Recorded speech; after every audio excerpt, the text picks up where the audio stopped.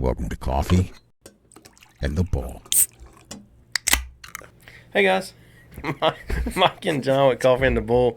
I want to say thank y'all for taking a moment out of your day and listening to this episode. Give us a chance to hopefully make your day better. That's kind of the goal with this. One of the things we were talking about earlier, the past couple of days. The other day I called you, and we're just going to kind of jump into this. Yep. I was having a bad day coming home from work. I was actually coming home from a therapy session of all things. Yep. And therapy wasn't what made everything bad. It was more everything leading up to that day, or leading up through that day, and that just happened to be when we wound up talking. Yep. And for those of you who don't know, me and my wife decided I let her convince me into buying a house that was built in 1953, and we for the last I think year and a half we've been working on this thing. Man, it has been every possible element of construction that you could imagine has been going on, and just kind of, especially as you get older, you get over it. You get tired of working on all this stuff. We're cash flowing this job. We're doing almost all of the work. Like we had a licensed electrician come in to replace the panel and stuff, but a lot of like running wires, running outlets, and painting and sheetrock and insulation and studs. Like we've done all that. And the other day, like the big battle that we've had lately is we haven't had central air and heat, and we're trying to get that so we can get an actual insurance policy in place. And I've never done an AC unit before. We've talked about it. It's not even something you really call your friends. Like you don't call your friends and say, "Hey, I'm installing an AC unit. Would you like to come help?" Nobody's showing up. Because all those things are heavy. Two, a lot of them just don't know what to do. It's not like, you grew up, hey, my uncle taught me how to do sheetrock or whatever. And so you take in, you can get some friends to help you that way, or painting or, whatever. So we've had to do we did one of those DIY air conditioning kits, and nothing against it. Like it was fine. The instructions are written, you got to know what you're talking about, to understand the instructions. So that doesn't really help on the DIY scale. But man, I got so mad because I misread one of the diagrams. All right, and we had talked about it. Me and my wife were like, "Yeah, sure, we need to set it in the attic like this." So we took and we set the air handler in place, and we hook everything up. I hook up the plenum to the air handler so we can run all the ductworks to all the bedrooms, cut holes in the bedrooms because it's never had AC in its life. The entire time this house has been. It's like a 100-year-old house, right? It's built in '53, so. It's been, they had one window unit, at one point, and that was it, Right. So when we initially got the house, it didn't even have studs in the walls. Like it was just built different than everything that I've ever worked with. And so I finally, I get everything set up, and you have that moment of truth. Anytime you do any type of work, whether it's mechanic work or what you work on something electronic. When it's like, hey, I'm going to turn it on and it's going to work. Like you get so excited. So I take and I climb my butt down out the attic, walking across the house, and I'm like, all right, I'm about to show my wife I know what I'm doing. Like I don't need anybody. I got this. Flick the circuit breaker on, come back inside, and there's no power to anything. No, the fans are not kicking on. The thermostat wasn't registering anything or whatever. And I'm like, you've got to be kidding me. So we spend the next 2 days, sitting there fighting. And it all came to a head the other morning because I work night shifts and get off work early, 6 o'clock in the morning. I have an AC guy, an actual, somebody who knows what they're talking about, which, honestly, every now and then in life you have to get somebody who knows what they're talking about. Right. Because a lot of times we don't. And I get this dude who, he's 60 years old, and he shows up, and he did probably the best 60-year-old guy thing that you could do. Is in the first 3 minutes you tell them exactly what they did to mess up. Right. And of all things, he's like, hey, you put it in upside down, and like it's laid horizontally. It's not, it's it's sucking air from the side, so it's not like I've got it, sucking air out the attic, but it's the drain pan and everything's up top, and obviously you need the drain on the bottom, and. I remember I just looked at this dude. I'm like, please tell me you're joking. And like if ever you've begged a guy to do something in your life, it's like, please tell me you're lying, and you're just you're doing one of these old guy jokes. That's what it is. You're trying to get me riled up and be like, right. no, you actually did it right. And No, that's not what he did. He's just like, yeah, you did it wrong. You got to disconnect all of this now. But as you got these, lines that run from your outside unit to the inside, from the condenser to the air handler, you got to turn this thing 180 degrees. But you can't do it just all real quick because you got to support these lines. You can't unhook them. And so it just adds a whole nother element of that's a $200 piece of equipment that I've now got to rotate, right? All in an attic, half hunkered over, whatever. Because that's the best way to lift things is with your back, not your legs, right? And so when you've been over in an attic, that's you do what you got to do. And so I let him talk to me for a minute, and then he left. And I remember I was so mad, so I laid down, took a nap for about an hour, got up, went to my therapy session, and vented to her about it for a little bit, and on the way home, I remember I was just so mad, like I could spit fire, like Mario from bloop, bloop, bloop, bloop, Super right. Mario, and I remember I called you, and it wasn't that when I unloaded on you, it wasn't like, oh, I hate John, I'm going to talk about all this, but you made the mistake. You're like, hey, what's going on, buddy? Oh yeah, no, I pushed, and so it was, you kind of asked for it, but I know that conversation that I had because it was like, why do we do this stupid thing? I'm not an AC guy. And of course I put the blame on my wife. I did what every single guy out there does, every married guy. Does not matter what's going on. We put the blame on our wife. That is what it is because honestly, she held the instruction book. Hey, I think it needs to go like this. So I'm like, yeah, you're right. Whose idea was it to buy this house? It was her idea to buy the house. Right. So technically, right. Yeah, it is her fault. So if y'all want to send some hate mail, it's coffeeandthebull@yahoo.com. Attention Brittany, and we will make sure she gets whatever hate letter email y'all want to send to her. But it was one of the things where I wanted to be mad at her. It's not that she did anything. She's not the one who it weighs 200 pounds. She didn't put it up there wrong to begin with. That was on me. Right.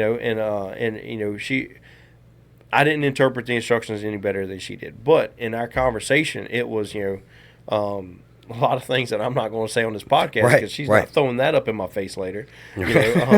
But just know she did nothing right. She did, yeah, not in that conversation at least. She's done everything right. Like the moment she married me, perfect. She is 10 out of 10. That was the problem is she can't do anything better after that. Right. It's all downhill from after the marriage. But no, and that was.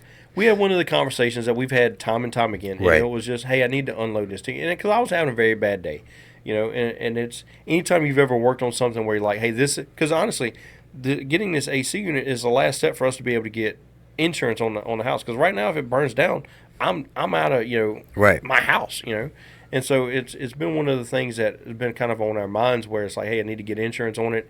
At that point I can refinance it, pull some of my money back out of it, things like that.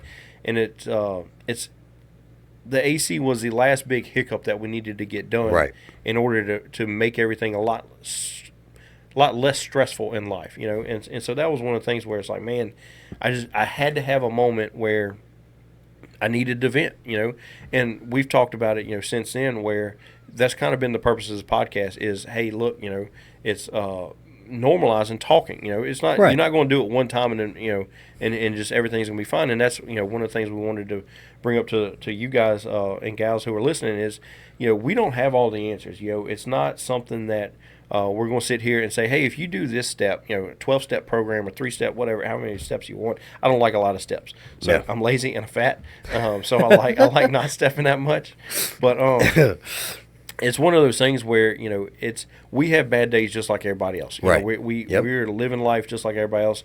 I have I forget to pay bills. My lawnmower company calls me all the time because for whatever reason I quit. I keep forgetting about paying the lawnmower note, and it's one of the things where honestly I find if they come repossess my lawnmower because I don't want it, it's too hot to cut grass. It was like you mean for the lawnmower, not the company that mows your lawn. Yeah, no, I don't. Yeah, it's I mow my lawn. I don't have a company or anything like that. Well, okay, she mows the lawn, but to be fair, you picked out the lawnmower. Right, I picked it out. So okay. I guess I did that wrong. I don't know. But it's one of the things where we live life just like everybody else. We're not these big multi-millionaire influencers. I'm not sitting there. I'm not going to go buy some Ferrari and show y'all pictures of hey, look at the latest sports car I bought. It's not. We're not those guys. Side we are note, living just like everybody. I don't else. think if we ever make it big, we're buying Ferraris. No, we'll buy like an army tank or something Right. stupid. Something really Just stupid. absolutely stupid. Right. But anyway, it's one of the things that we kind of had the conversation where we want to show guys, hey, just because we're talking about this does not mean we're immune to No. life. We still have everything that beats us up in the face. You get up in the morning and from the moment your feet touch the floor, they didn't touch the floor right, and everything just goes wrong. We have those days. Yep. And so that's where I was the other day, And so it was just another one of those conversations where I didn't ask you for it. You kind of pried, and I unloaded. But what that did was that kept me from going home and unloading that, one, on my wife, because I don't need a domestic violence incident to take place in the house. For those of y'all who don't know, she beats me on a regular basis. Facts. And she's significantly better at martial arts than I am. She's a ninja. Yeah, and also it kept me from taking it out on my son. Right. He's 6 years old. He doesn't know, hey, Daddy's Having mad. a bad day. Yeah. Not even that. Daddy's not mad at me, but he's mad because he doesn't know how to fix it. Right. And that was the thing is, okay, I put the thing in upside down. On top of that, it still didn't work after I flipped it back the other way. And so Which is still an had even to get funnier the conversation. dude to come in. Now, luckily, since then, it's been fixed. I now have AC, so it's been a good day today. Everything's good in the Mike's household. So that's where I was. But it's unloading kept it from being unloading it on you because I don't care about your feelings. That's how friends Facts. are. We don't care about each other's feelings. It kept me from having to vent that or accidentally vent that to somebody who did not deserve it. Right. And in fairness, I've known you long enough and I've been friends with you long enough that I can tell typically when we're having a conversation, when you're holding something back or when something's eating you up and you need to get it out. But I also know, based on our relationship, that you and I have never had a you're mad at me or I'm mad at you situation or conversation. No. I've been mad at you several times. For example, the time we almost died on the roof. I was quite mad at you that day. Just couldn't show it because I was crying because it was too hot. It was hot. It was hot. I'm late one time. Anyway.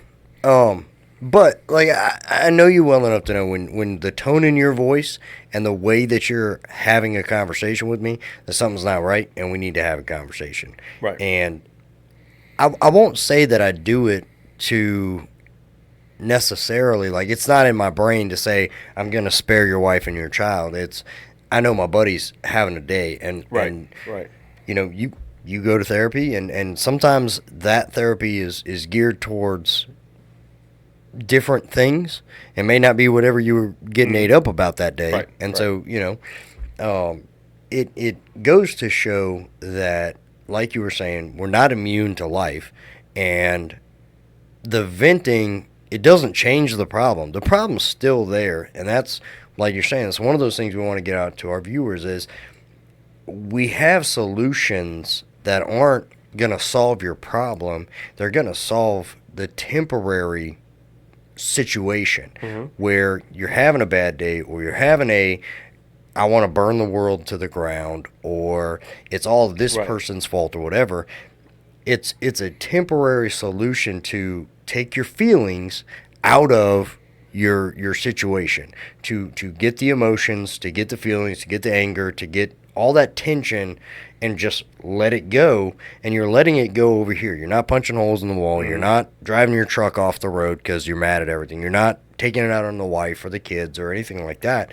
You're unloading it over here safely where this isn't going to get brought up later. It's not going to be something that we talk about later. Now, I may make fun of you later about the AC, but I'm not going to make fun of you about the conversation because it's a need and a necessity that you have to have. And so, well, one of the things it does is guys tend to, typically we're, especially when you look at, your typical married couples, you know, guys typically are bigger, they're stronger. Yep. And so when you add that, hey, I wasn't mad at her, I was mad at whatever, and I was venting and I punched a hole in the sheetrock. what it does is it creates an unsafe environment. Right. You know? And a lot of guys don't realize where they'll do something where it created an unsafe environment, and now you have a whole other slew of issues. Right. You know, because hey, now they don't feel safe in their house Right. because you vented. You know. Right, and that's one of the things I've never understood is people that punch the wall and everything else. Right. And I've been angry. Like, I've gotten to the point that I've wanted to hit things and I've wanted to smash everything and just let out that anger. But at the time, I didn't have what I would call an emotional maturity to say I need to vent to something. Right. And I ended up just bottling it up. Mm-hmm. And I know that over time that becomes a boiling pot.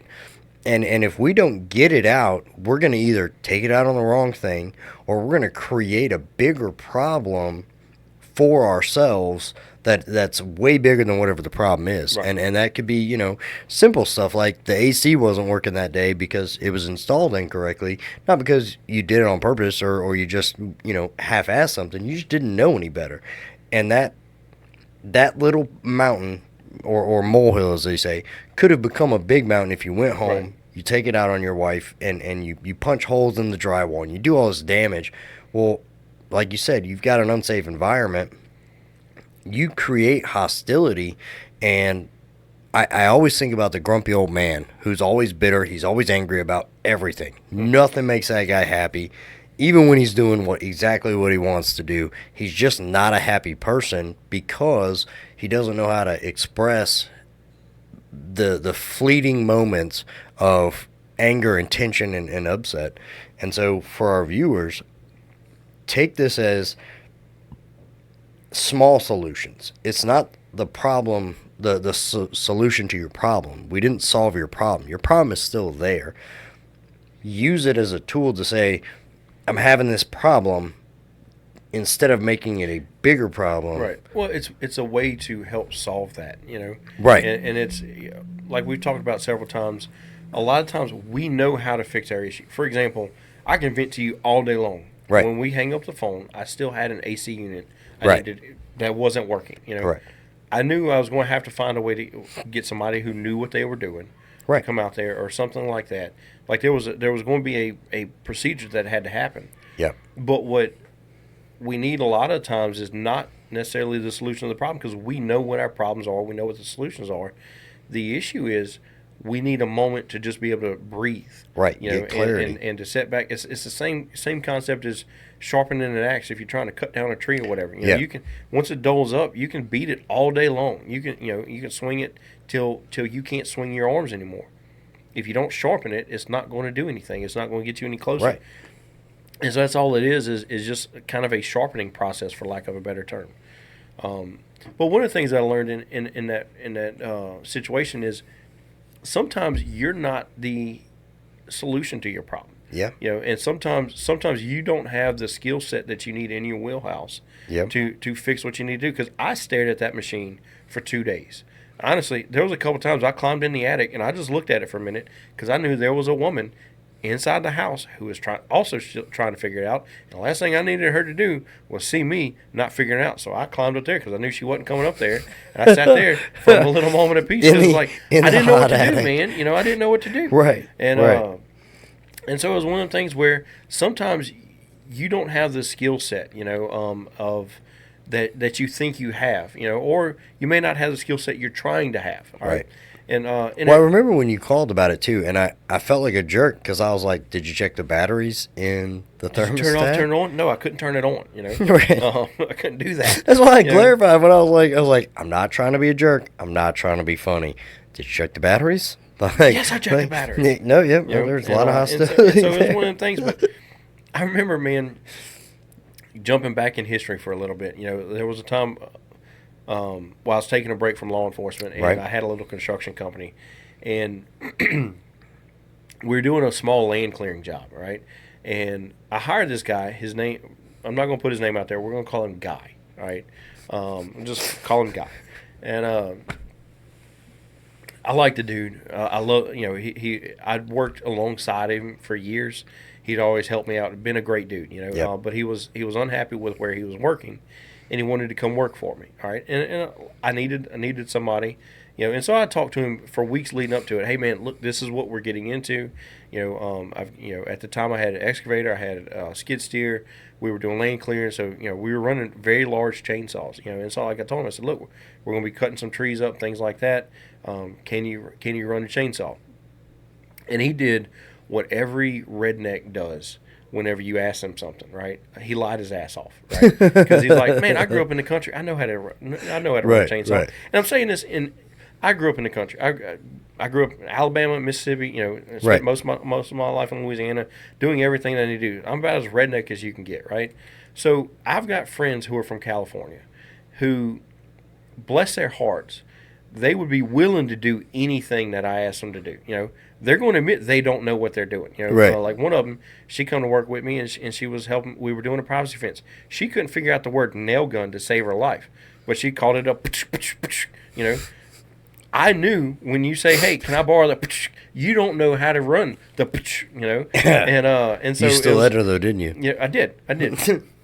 But it was when you can approach something knowing that the person you're with does not have that skill set, you know how to go on from there. Well, the issue with good old country boys is we lie a lot, right? And we don't admit that we don't know what we're doing because it's a sign of weakness or whatever, Right. And so before I hired Guy, about a year prior to hiring Guy, like we did hurricane.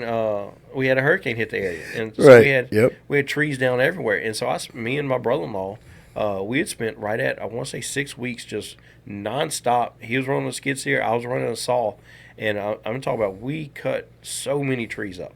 And I did that without the first bit of PPE, personal protective equipment. Right. Did not have the face mask. Didn't have I had earbuds in because that way I could listen to my music. They were semi noise canceling.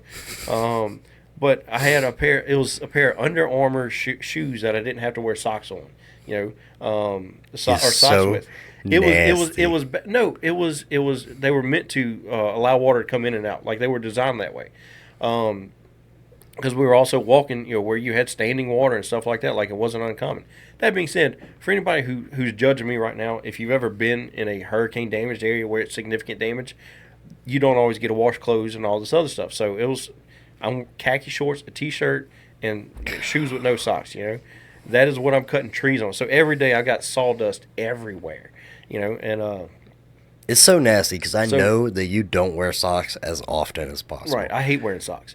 But anyway, so that was my mindset is, hey, we did this. We didn't have a problem.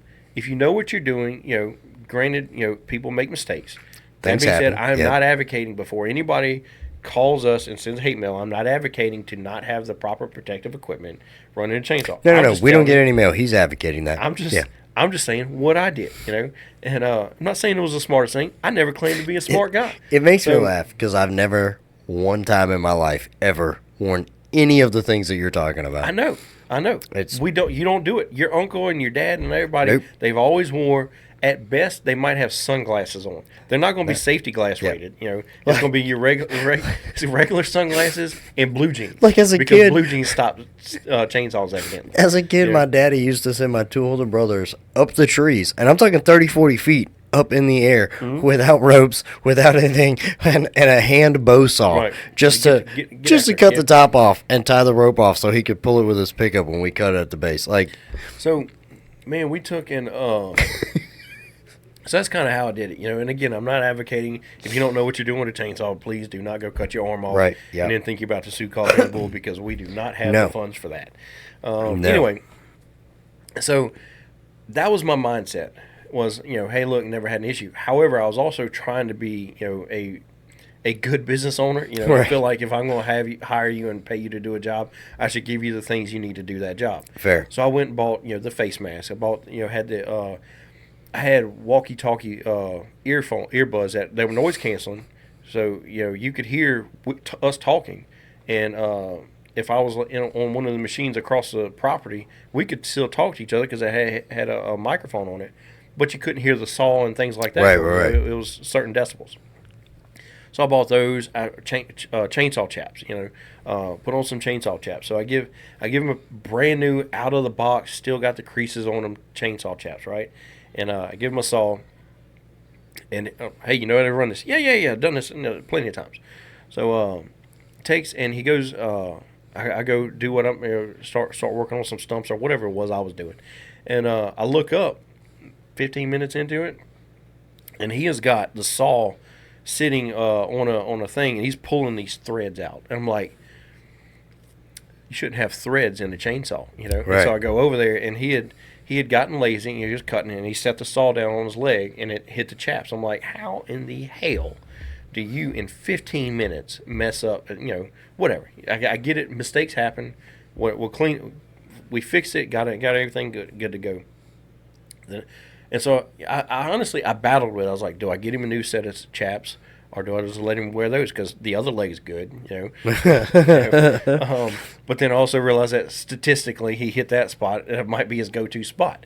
And so next day I get him another pair of chaps, right? Give them to him and give him a saw. Hey, you know what you're doing, right? Yeah. I've done this plenty of times. Walk away. I didn't even get across the property. I turned and looked, and he had done it again because I heard his saw stop. So I turned and looked, and he had hit the exact same spot doing the exact same thing. And I remember thinking to myself, I'm like, all right, obviously you don't know what the hell you're doing, you know? Right. And so I wound up taking the saw from him. Hey, you're not cutting anything else anymore, you know? Like I had to find other stuff for him to do.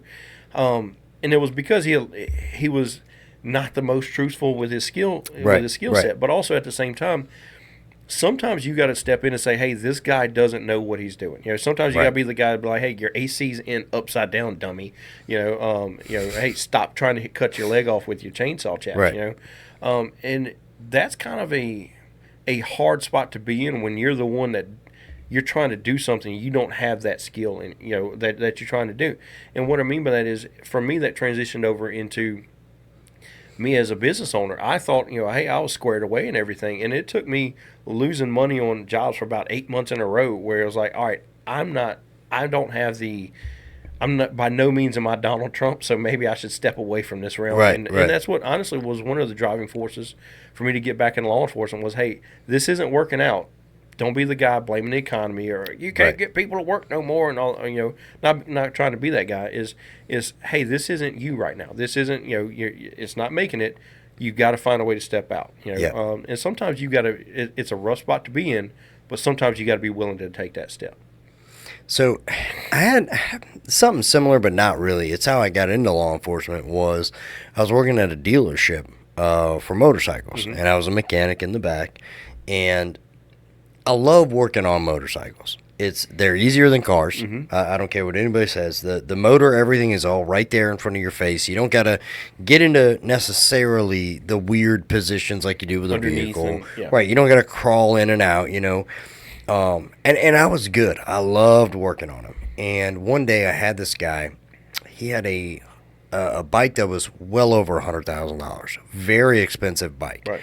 And he's one of my most loyal customers, right? And one day he came in and he wanted airbags put into the bike. Well, airbags typically go in the saddlebags, and it's so you can lower and raise the bike. He wasn't very tall, and so he wanted. I'm thinking when you say airbags, I'm thinking like the little cars, you know, for lack of the old like Lincolns or whatever they put on bouncing and stuff like that. Like that's what I'm thinking of. Surprisingly, you know, and no, you're right on the money. That with a motorcycle. You can. So what he wanted was this set, and the cylinders would go in the saddlebags. And I told him, I said, look, this is 100% a custom thing. I can do it. It's not cheap. Well, he wanted to save money. He went to somebody else, and then he came back and he said, look, bike is riding super weird. I keep getting a pull to the right. Can't figure it out. So I take the bike on a test ride. He's not lying. The bike feels heavier on the right. Turns out, dude had put both of the cylinders in one saddlebag instead of spreading and dispersing the weight out. Right. So I get the bike in the lift, and I'm tightening the wheel chock down. Well, what I didn't realize, he has custom rims, so I had put them in there with like a guard between the metal, so when it clamped down on the front wheel, it would not damage his rim. I didn't tighten it down enough, and I'd made that mistake. That's totally on me. Got the bike as the lift is going up. the bike starts to lean towards me. So I stop what I'm doing and I grab the bike. And when I did, I ended up hurting my back really bad. So I get the lift back down, I get the bike, I don't damage the bike at all, whatever, but my back's really messed up. So I go to the doctor and they basically tell me 9 months to a year before I can do anything crazy with my back again. And I'm like, well, shit, how am I going to ride motorcycles, do whatever? So fast forward, I do about 8 months. They move me up to the parts counter. Mm-hmm. And one of the guys that I was working with, I'm not going to say his name, but Guy. It's Guy. Not same guy, but different guy. Yeah, different guy. He's stealing. He's stealing from every employee that works there. So in dealerships, especially Harley-Davidson, if I sell something, I get a commission off of that. The manager above me gets a percentage of that commission because they can't be out there selling stuff. Right. That's how they kind of make a little bit of their money. Now, as a mechanic, I was making good money as a mechanic because you time it out right, you bill your hours correctly. I could, in a 8 to 10 hour day, I could bill 100 hours of labor, which is good money. Selling parts and accessories, you're not making that kind of money. You rely on that commission. Right. Well, I'd caught on to this guy going in behind people and changing the sale after they'd made their sale. He would go in and change the name to himself. And ironically was like the number 5 seller for all of Harley-Davidson in the United States. Millions of dollars of sales because he was changing his name. Nobody noticed this? Like you don't notice, hey, I'm not getting the commission from selling this bike? Right. And so what got me and how I knew that I was in the wrong line of work was I didn't say anything to the guy. I went in, spare time, downtime, whatever, because believe it or not, Harley dealerships are busy sometimes out of the day. Not every day, not all day. So I went in and I would print out after everybody would make a sale.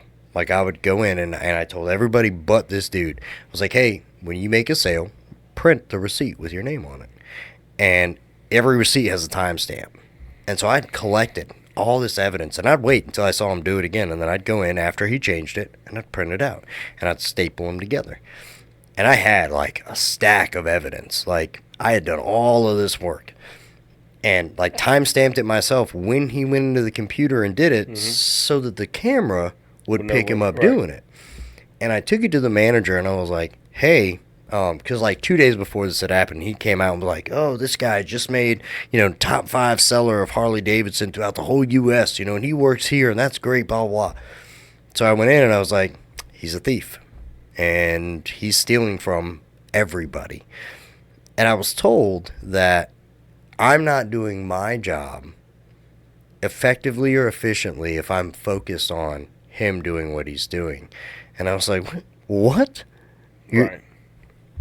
He's a thief, and I'm in the wrong. And, like, it blew my mind. And about 30 minutes later, a couple of guys from the agency we worked at, they came in to buy their stuff for their motorcycles. And this guy was mad. He was mad. Because I'd made on that sale probably $4,000 in commission. Because they bought brand new motorcycles. They bought brand new parts to swap out on those bikes and everything else. And I kind of vented to one of those guys, and he was like, well, sheriff's office is hiring. And I was like, no, I applied at this local PD, and I've applied 3 years in a row. They've never taken me, whatever. And he goes, I promise, they'll take you. And I was like, all right, no joke. I went in, I applied at the sheriff's office, I applied at that local PD, and within 24 hours, if not less, I had a phone call from the sheriff's office versus the PD. Now, to the PD's credit, they did call me back after, like 2 days after I'd gotten hired by that sheriff's office. And it dawned on me after I put all that together, I enjoyed doing that kind of detective work and everything else. Sales is not for me. Right. I can't sell dirt to a ditch digger. My first job out of college was sales. Yeah. And no, it's not for me. I love talking to the people. I loved interacting, like hearing people's stories or whatever and stuff like that. But I'm not good at selling people things. Like I don't have that skill set. I just don't. I'm very cut and dry on certain aspects, and guys would come in Well, especially like when you look at motorcycles, the last thing you want to do is, and I'm not trying to be disrespectful to used car salesmen, but like we had, Kenny was on here. He sells cars, right. And I'm not being disrespectful. That you can lie to somebody on a car. Right, to get right. them to buy a car, oh yeah, this will be great for you, and it yeah. may be more car than they need or less car than what they need for their specific thing, and they'll get over it. Like it's not the end of the world. Right, right. Most vehicles drive the same. Like you might have a little bit bigger note than you anticipated, or maybe somewhere somebody got a better deal on their car than I don't know. Right. But I doubt it. Anyway, but with a motorcycle, man, you can't really take that same sales approach of, No. hey, just get the sale no matter what. Right. Because you could have somebody wrapped around a tree by the end of, Yeah. before they make it home. And the thing about like parts and being a mechanic and everything else, and it was one of the things I hated about that specific dealership that I worked at was it was all about money. There was never a care for the car. I used to get in trouble because, for a brake fluid flush, you're charging a customer anywhere between $140 to $160 to flush their brakes. I don't want to blow anybody's mind, but you're charging them for 2 bottles of brake fluid. It doesn't take 1 bottle of brake fluid to do the front and the back. Mm-hmm. It doesn't. But they want you to charge a bottle for the front and a bottle for the rear. And I would have a customer come in and they would, I'd see the brake fluid and I'd be like, hey man, look, this is low or this is bad. Like, you need to flush this out. And they would tell me straight up, like, bro, I can't afford that. Like, you're talking another $150, almost $200. Right. I can't afford that. And my thought process is, if you don't have brakes, you don't stop. If you don't stop, I don't have a customer. So I would flush it out, and I would just come out and be like, hey, look, don't worry about it. Took care of it. Just come back and see me if you need something else done. We'll work each other that way. And then customers love it. I had repeat customers all the time because of it, because I didn't screw them over, but I gave them a necessity. Charging for the service. Right. Like, Yeah, I was just like... I mean, I kind of understand the business's anger at you is... Right, but we're doing all this for free now. Right, but you're talking about a job that we had to charge them over an hour and a half for, right, for the labor. So you're looking at the $140 plus another $60 to $80 for labor. I hope Harley watches this. Let him. They're like, I got you. Good luck. But it would take me less than 20 minutes to bleed out the braids, front and back, put new fluid in it, and I had a repeat customer. Now, I'm not saying it should be free. I'm not saying anything like that, but when a customer comes in and they drop hundreds of dollars for a service or whatever they needed done, the least I could do is make sure that the motorcycle stopped. Like, I mean, to be fair, it will eventually stop. Right, and which is funny because it's never the acceleration or the speed that kills anybody. It's always the abrupt stopping that does it. But it was my realization that as much as I love to work on them and be a part of that community and ride, right, the sales and everything else, that didn't produce for me a satisfaction that law enforcement does. It doesn't give me the same resolve that this podcast does, where we don't get them often or every day, but we do get messages or comments or things like that where people are feeling as if we're helping them or relating to the scenarios and situations that they're going through, and that does something for me. That there's a inner richness. Well, and that's kind of one of the things I enjoy about the podcast is, even though the numbers aren't skyrocketing, by no means are we viral. Right. We're not like some of the other promiscuous based podcasts that jump up because a young girl makes a funny statement or whatever. Right. Or caddily dressed. Right. So it's obviously we're not doing that, but we've had a lot of people come up to us and hey man, I really appreciate what y'all doing. And that has been very helpful, or motivational, very encouraging. That it's like, okay, maybe there's something else that I can be doing or something like that. So the in public ones are the ones that always catch me off guard when somebody recognizes us in public. Thankfully, it's never happened at work, That Right. I feel like that would be awkward, but definitely like the random people that say something, or the messages that I randomly get from Facebook of people we don't know, just, hey, saw your podcast, like I think it's awesome, blah blah blah, and I'm just like, hey, that's okay, stranger, thanks. Right. Like, you don't really know how to respond, but you feel a certain way about it. And so I don't know. I feel like there's a moment of clarity that everybody's got to get, that when you're stuck in the dead end job, and you and I had talked about it a little bit the other day about you get stuck in these dead end jobs where you're not going anywhere.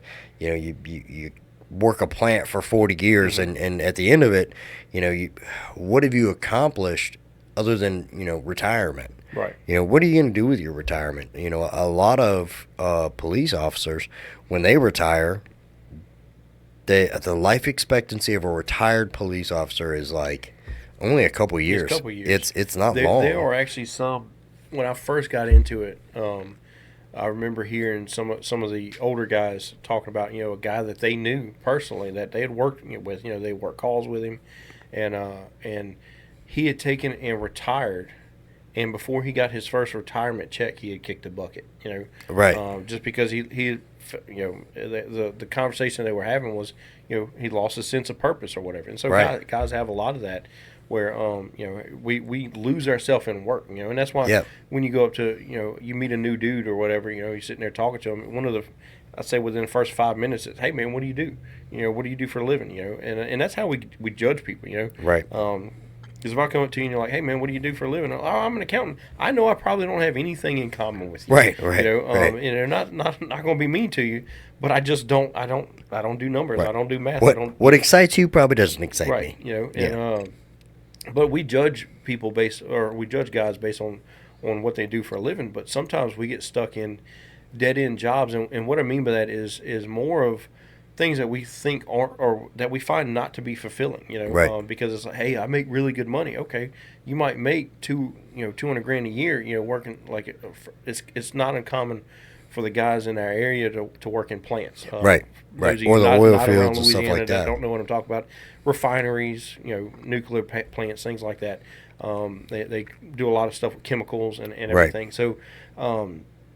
It's not uncommon for them to do boiler making or pipe fitting or mill writing and make six figures very, very easily. But a lot of them hate their job, and some of them they'll enjoy it, they'll talk about different things or whatever. But the fulfillment of it is not there. They're chasing one job after another because they do temporary jobs. Right. And then they take and you get laid off real quick. So it's like, I know my father-in-law, he spent, decades working for some of these companies, and they laid him off one day, and he's like, I put all my time in doing this, and so now he's found something that he enjoys a lot better. It's his thing. But we spend a lot of times doing these jobs that, just because, hey, we're stuck in it, it's all I've ever done or whatever. Well, there's plenty of jobs out there. You just have to be willing to jump jump the surface, or jump into the new boat, for lack of a better term. My back is still killing me. We Still complain about it? We did some laser tag, and we towed some kids up.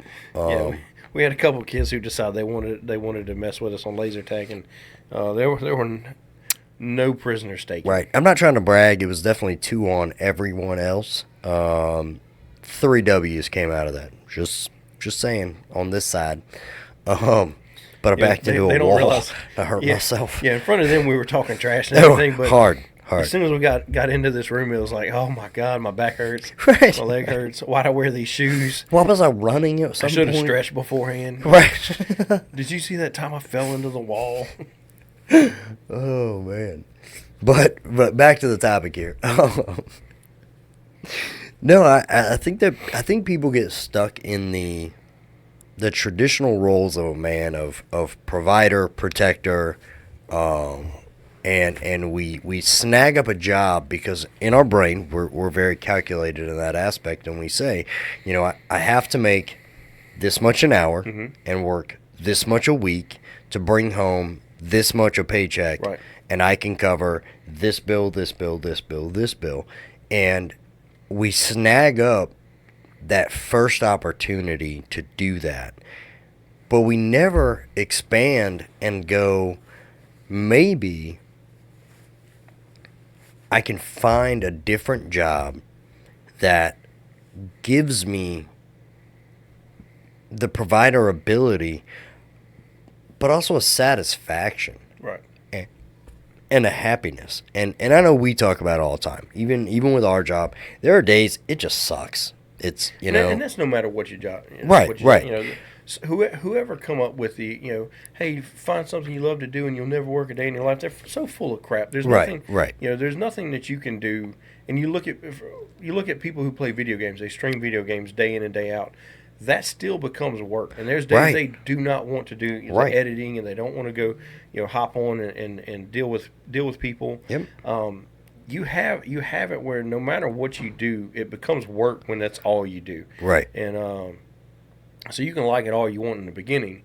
Now you can find something that's rewarding, you know. And honestly, you can find stuff in the same field. You know, like I have left a previous employer to be at the one I'm at now, and that was I took roughly a $10,000 pay cut to go do it, or to be where I'm at now. But it has been such a better place. You know, right. My stress level's down. Well, there were other circumstances behind it as well, but this was a better spot for me. You know? Right.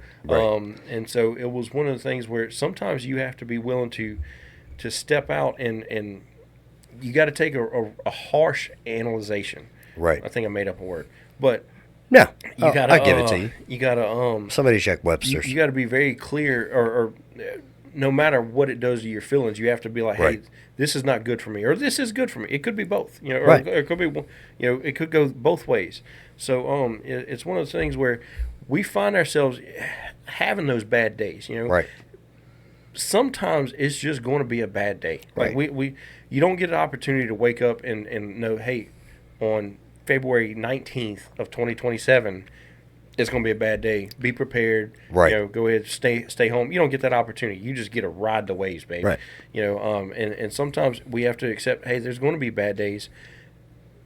I would like to say there's going to be good days. Sometimes they're just not there. But it's, you know, I know for me it's helped out whenever I get a call somebody and say, hey, look, you know, and be angry, be sad, be, you know, overly joyful, whatever the emotion is.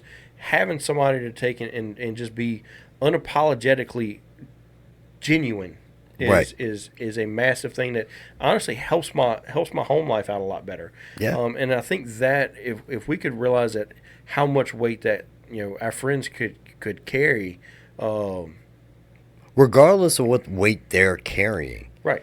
Because not once have you been like, hey, Mike, I can't deal with your stuff right now. I got too much other, or vice versa, you know. Right. Not once have you been like, nah. Now there might be a time where, like, hey, I'm in an attic.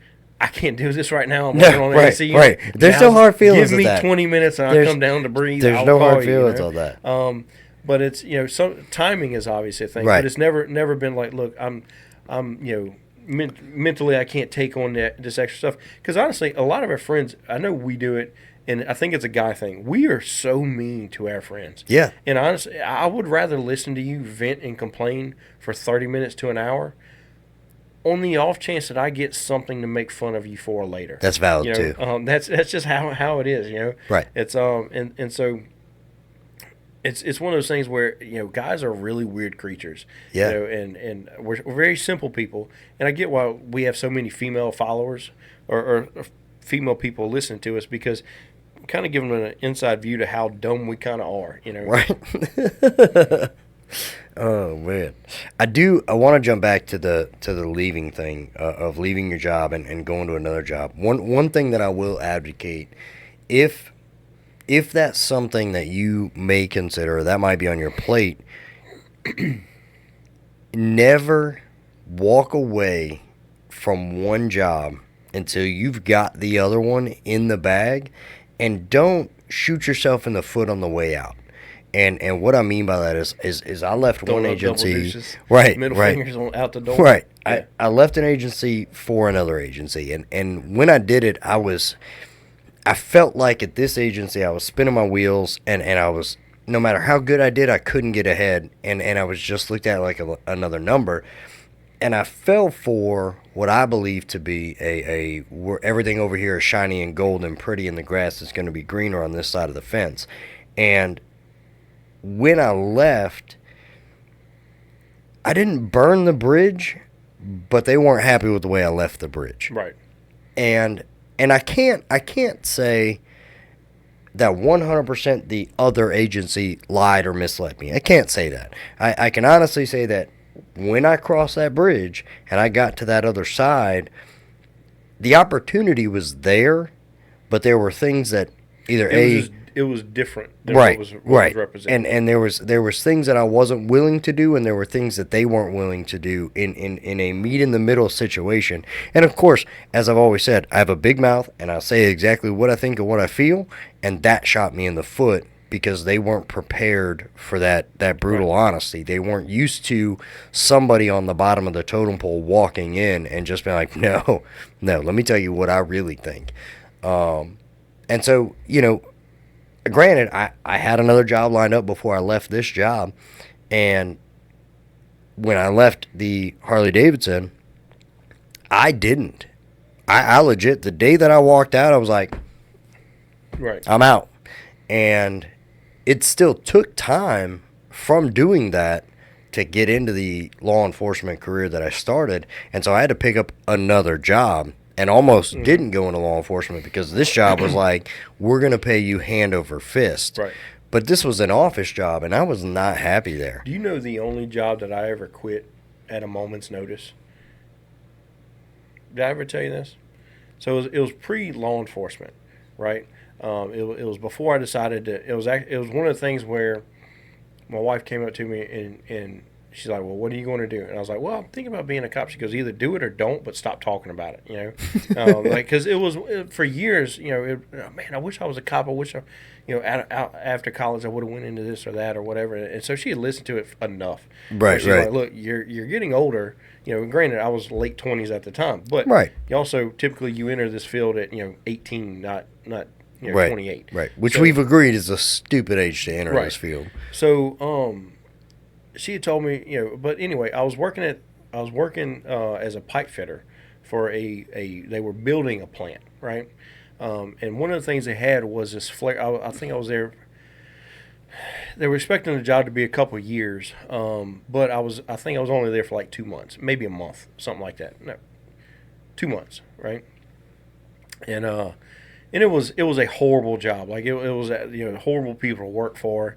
If you were slow walking out of the tent and you were past a specific minute mark, like you had 30-minute lunch, at minute 31, if you were still in that tent for whatever reason, you were terminated. Like there was no grace at all. Wow. And so I hated the job to begin with. And so we had they were building a big flare stack. I think it was I don't know the exact dimension. I think it might have been 100 feet tall, 150 feet tall, or something like that. And so you would have a bunch of guys, because I'm scared of heights. Right. I'll do some stuff at height, but the OSHA guy will never find me not tied off, not or any of that. Like I'm not that guy to be. Oh, I'm just gonna walk over there real quick and be right back, and then fall to my not going to happen. Right. And so I remember they had me go to the base of the flare stack one day because it was common for the workers. By the time you climb up to the top to do all the welding or bolting up or whatever they're doing, if you got to go to the bathroom, it's a 30-minute climb back down. Like to do it correctly, it's very, very tedious. So what they were doing, for whatever reason, they thought this was a great idea, is they would bring Gatorade bottles or whatever, and they would urinate in those and just drop them off the side, because what's worse than walking underneath and getting hit with one of those, Well, gravity says the little thin plastic on the Gatorade bottle is not going to hold up to the impact of concrete whenever it falls from 100 feet up in the air. So there's a spot at the base of this flare stack where there's urine everywhere. You smell it, like what's going on over here. I took and I finished one of the jobs because I still, even though I didn't like the job, I still did my job, and so I finished up my job and put my tools in my box, and the foreman comes up to me and goes, hey, I need you to go to the base of the flare stack, and I need you to clean all that up. I said, excuse me?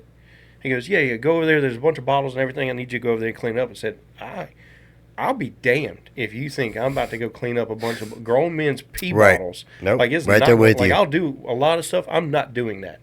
And, well, that's your job. Either you're going to do it or you go home. Load my stuff up now. Like, just straight up walked off. I was like, they had to get a forklift. Hey, man, look, we don't want you to leave. No, I'm going home.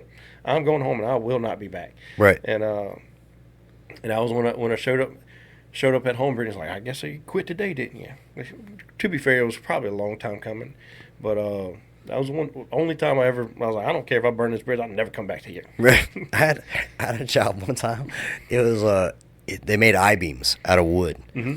and the job was, it paid good, and not quite as strict. And thankfully, the guy who was kind of like the supervisor or whatever was a buddy of mine, and so like I didn't slack off. It was overnight anyway, but like he was never going to come at me for taking a smoke break. He was never going to come at me for being out for an extra minute or two or whatever. But he was one of those guys, and to this day, to his credit, he is still this guy. He's very chipper, very happy. You could be like, hey man, we're going to go crawl 100 yards through feces, and he'd be like, all right, let's go get it done. Let me put my hair up, because he had very long hair at the time. Right. And so we get in there, and they have these really, really long presses where, thin sheets of plywood come out. They got to get graded, and then they go through the machine. It all gets pressed down, and then it eventually they cut that down, and they make it into the I-beams. And so these presses are long. I mean, the presses are probably a good 100 feet long, maybe longer than that. Mm-hmm. And they're big machines. They're loud as hell. You got to have earplugs in and earmuffs over that. And to shut it down, it takes two guys. They got their keys, they go and they shut down the whole machine, right? And it's a process. It's a safety process, and they got to shut it down in sections. Once it's all shut down, then two people go in it, and it's a safety process thing, and then you have one guy that stands on the outside, another guy stands by all the controllers to make sure nobody comes by and turns it all out. They call it a lockout. So one day they come by, and they said, John, you're the new guy. We need you to go inside the press, go all the way to the back. There's like glue or tar or whatever it is that's in there. It's built up. And they hand me this little dinky scraper, and they said, you're going to have to scrape it all off. And I was like, what am I scraping? And they said, well, it's about a 5-foot section. It's about a foot wide, and you got to scrape about 2 inches worth of this glue off. It's going to take about 2.5 to 3 hours. You're in a building that's got no air conditioning, inside of a press that is hot. I mean, it's just steaming hot. And I was like, no, it's not going to happen. And they were like, yeah, no, that's what we need you to do. And you can't bring anything to drink with you past a certain point, because if you spill any liquid in this machine, you could damage it. And I'm like, I'm going to be dripping sweat. It's going to get damaged because I'm going to drip a lot of sweat. And they're like, no, you be all right. No. And I looked at the guy. Ironically, his name's also Mike. And I looked at Mike, and I was like, I'm not doing that. And he was like putting his hair up in his little man bun to go in there. He's like, oh, come on, buddy, it'll be great. I'll go with you. And I was like, you be going by yourself, because I'm not doing that. Like, that's just too much. I'll be like, hey, this is where I'm stopping. Yeah, and in my brain, I'm not claustrophobic by any means. But the way that they were describing that, I'm going to have to crawl and squeeze and crawl and squeeze. And I'm like... Yeah, so when you start overheating and everything starts losing shape and it gets hard. Like, I've got no muscle left to get out. Coming back out of the thing. Yeah, I'm like, no, I'm not doing any of that. Yeah, I drove home. Some really weird jobs. I've had some weird expectations, man. Right. So, like, I remember getting home, and the ex-wife was sitting there, and she was like, you've only been at work for 2.5 hours. That's a 12-hour job. And I was like... Not no more, it's not. No, I'm going to be looking for a new job. Right. Because no. And that's actually how I ended up all the way down to Ponchatoula. Because I was like, I'm not doing this. Like, there are jobs I'm built for. That's not one of them. Right. That's plant life is not for me. Refineries not for me. And anything that doesn't have AC off and on at a consistent and regular basis, that's not for me. I'm not a big guy, but I'm not built for obnoxious heat any longer. The 20s are over for me. Right. But essentially, if you're out here listening to our ridiculous stories and randomness throughout our lives, the big takeaway from today for everybody that's listening is having an outlet that's safe in a sense of I can open up and I can express certain things, or I can get some anger or get some tension out of my life. It's a great tool to have, but understand that it's not the permanent solution. It's a temporary solution to help you get to the end without causing or leaving a path of destruction of whether self-destruction, relationship destruction, marriage destruction, or whatever you end up, doing if you don't do those things. Because we all have been there. We've all heard about, the guy, I think they call him Kyles now or something like that drink the monsters and destroy their mom's living room or whatever. Yeah, something like that. So, right. So, before you punch holes in the wall, before, if you know that you're in a headspace that when you walk in that door, you could potentially blow up or have a bad day and take it out on your wife or take it out on your children or whatever, stop somewhere. Call somebody. Or if you know, hey, I've got a 30-minute drive, call somebody on the way home and get that off your chest before you walk in. You're not depriving your significant other of a part of you. Right. You're preventing it from becoming a situation where she feels like you're attacking her, or she feels like every time she asks how your day went, she gets this angry burst of blow up. Or on the other side of it, you come in the house and just you had a bad day, and the house is a disaster because she's been at home all day, or she's been with the kids all day, or maybe you don't have kids, you got a dog, and the dog destroyed the house. And you walk in, and the first thing you do is blow up about the mess in your house, or you blow up about, something trivial that in reality, this is not the end of the world. This isn't going to make or break. This isn't going to, really be something that bothers you. But in that moment, you went too far because you're angry at everything else in life. Take that time to call somebody, or even, stop and go to the side of the road and just slam rocks on the side of the road. I've definitely done that. I've stopped in a field before because I didn't know what else to do. I was young and I didn't have anything else. I just stood in the field and just chucked rocks into a big-ass lake for a good hour before I was like, I'm tired, go home. So find another outlet, because we have gotten to a point where we've realized sometimes having that explosive outburst on somebody who's not prepared and isn't aware that it's coming has a detrimental effect to what you're going through already, but also you can make your molehill into a big mountain of a problem, and you've compounded your problem. You haven't solved your problem or chipped away at your problem. That was very profound of me. You're welcome. Something. So, guys, we appreciate y'all taking a listen to our episode today. I hope it helps. If anything, if it was just entertaining, that's all we're. That could be the goal of this for you. But do us a favor, guys. If you haven't hit that like, subscribe, share, comment button, all those different things, please hit those. That's how we can gauge what platforms are being the most effective. But also that's how those platforms gauge how effective we are. Correct. So if you haven't done that yet, I know you think it's just one person. No, we pay attention to every single update that we get, every single comment, things like that. We might be a little delayed in getting to them. Yep. But we do get to them. Do that for us. If you haven't done so, if you specifically Facebook, if you're on Facebook and you're watching this, or you use Facebook to access some of it, because I think the links are on Facebook. Yep. Go and leave us a review on our page. We've had 3 people leave reviews. They've all been great, but also that's how other people. We always look at reviews before we go do something.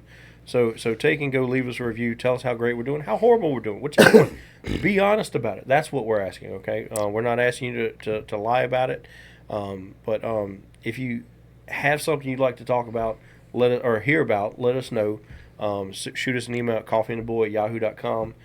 John's obviously got something stupid he's about to say. Yep. Go ahead.